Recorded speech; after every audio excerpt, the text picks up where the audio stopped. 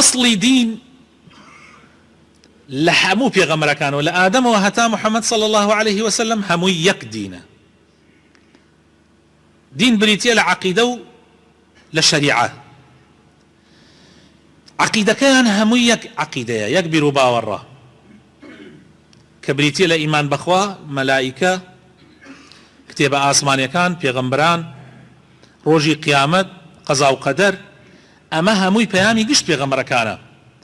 بەڵام شەریعەتی پێغەمبەرەکان لە پێغەمبەرێک و بۆ پێغەمبەرێکی تر هەندێک گۆڕانکاری بەسەرا دێ بە پێی زروف و بە پێی کات و وەختەکان.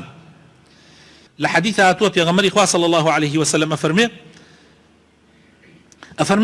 أنا أولى الناس بعيسى بن مريم في الدنيا والآخرة والأنبياء إخوة لعلات أمهاتهم شتى ودينهم واحد.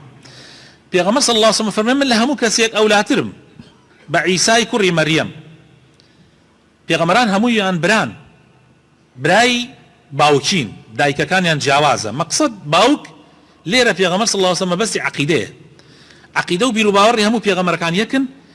کاتی فەرمێتیش دایک مەبەستی ئەوەیە کە شەریعەتەکانیان جیاوازیان هەیە. یعنی نوێژی ئێمە لەگەڵ نوێژی زمانی عیسا، لەگەڵ نوێژی زمانی موسا عليهم السلام فەرقی هەیە.